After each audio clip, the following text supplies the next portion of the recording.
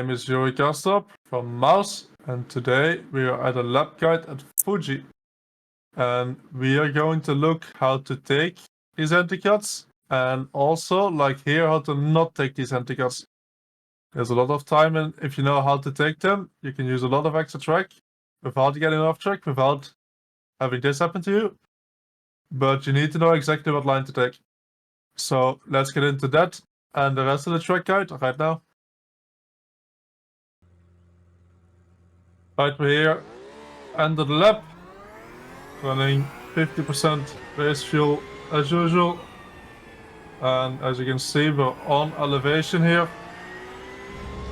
by the mountains in the background, Mount Fuji. But even though we're on elevation, normally that means turbo cars are good. This car does not have a turbo. It's because the Porsche really suits the track's characteristics, and especially on a qualifying lap, the car will be very, very strong. And a lot of this lap will be about how we use the curbs. It will be very precise. Turn 1, we brake just before the 100, aim for a nice apex.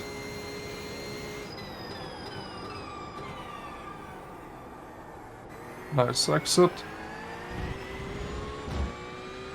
Turn 2, we go all the way on the curb on the entry. Aim for the bullet on the inside, just about miss it. Low pedal inputs, turn 3.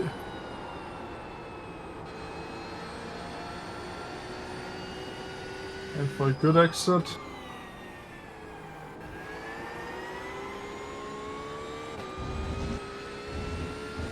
And we get to the very tricky last sector.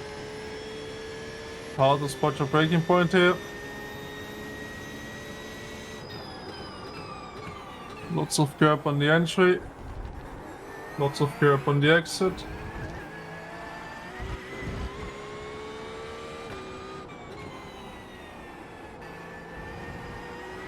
Very tricky here with the braking as well. The rear wants to come around.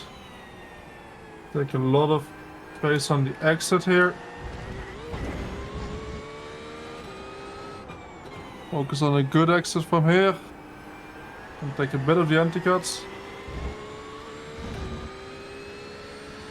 And that's the lap around Fuji and the Porsche. And we'll have a closer look and go outside cam as well. Right, so let's have a closer look from the outside cam how to drive around this lap. So turn 1 is quite simple. We just want to brake at about 115 meters. So I'm not looking at the 100 here. I'm actually looking at the start of the curb, because it's the same place as the 100. And I'm braking a bit before where the curb starts. And then we try to make it to the inside. Missing the apex a tiny bit, can be fine. Normally I would still try to hit the apex. And then for the exit, running the right side tires on the white and red curb. Quite straightforward. Bit of the Alonso line there. Then we're looking for turn 2. Again, you can look at the 50 marker here. But what I normally do is I have this marker in mind, and then I just look at the apex and try to aim for almost hitting the bollard, because the bollard sticks out. So we're putting our wheel right next to the grass, small tap on the brake, and we aim for the bollard to slightly miss it, and use this curb to jump over. It should be settled.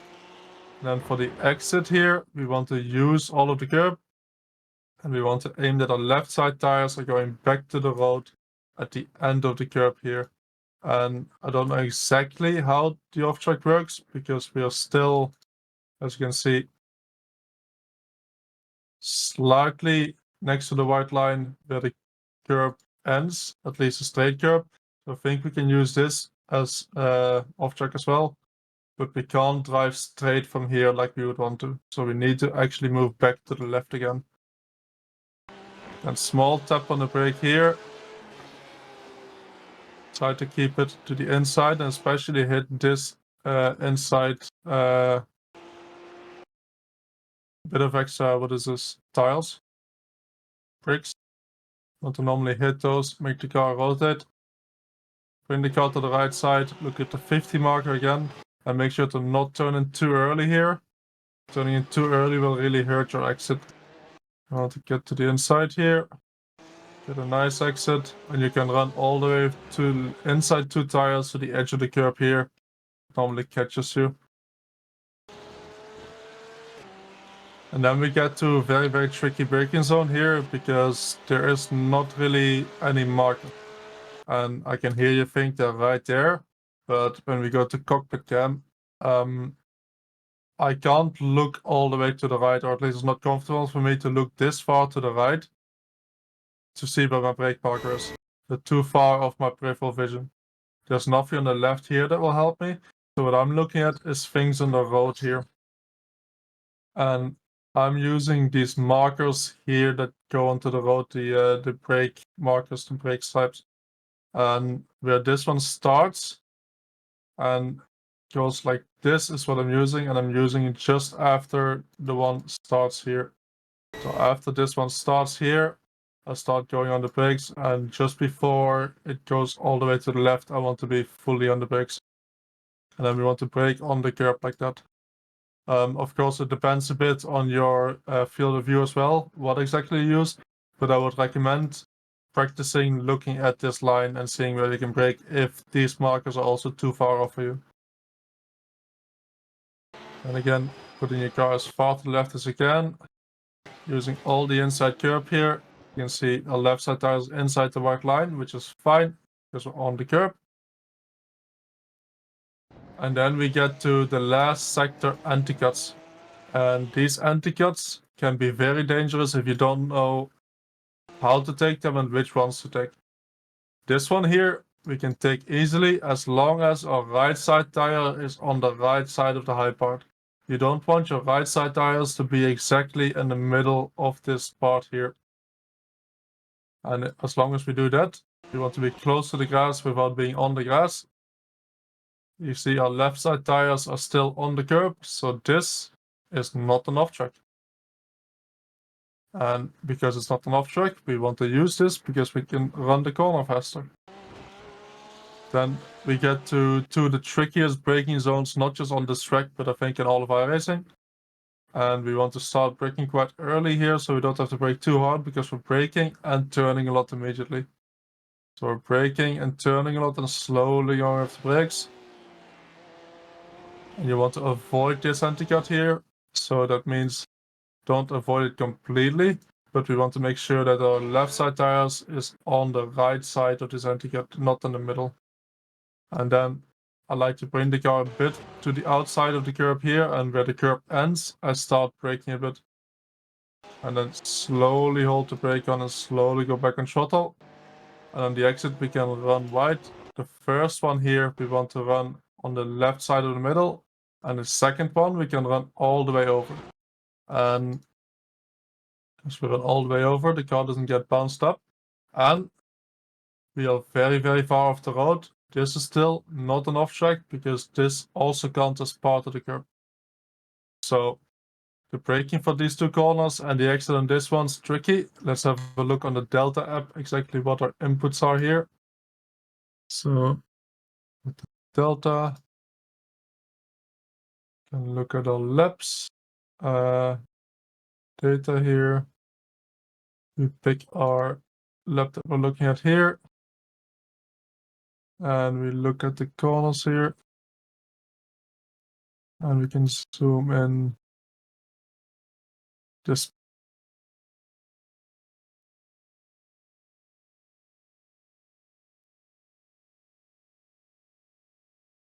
So as you can see, we're coming from the corner, braking tiny bit after the curb ends, tiny bit, and we just hold that brake for a very, very long time, very, very long time, very, very long time.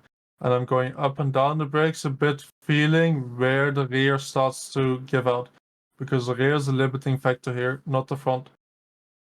So when I feel the rear start to come around a bit, I go off the brakes a bit more, and then I go on the brakes a bit more when I feel like the rear can handle it.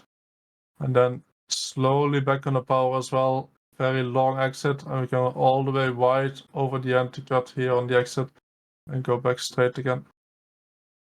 So very useful now in the Delta app as well to see exactly where your line is on the top here.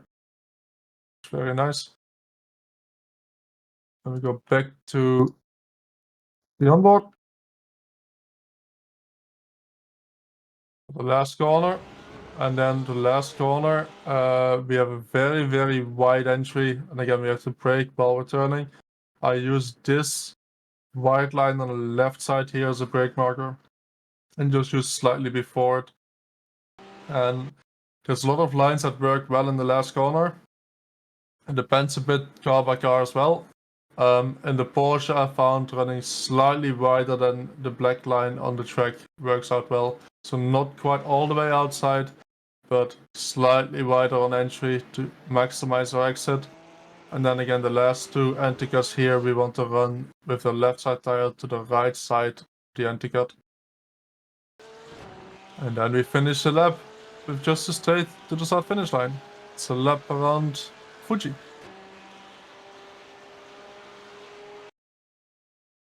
Right, so there we go. We looked at how to take the lines and also how to go around the anti-cuts or sometimes over the anti-cuts to take them like here without having a single issue, without being the car upset and gain time because of it. So quite a tricky track. Lots of difficult braking especially, but very rewarding, nice straight for some passes. So if you have time, I would definitely recommend doing some races here. Prepare for the 8 hours as well. And if you want to see that track guide video or more, subscribe to the channel and I will see you next time.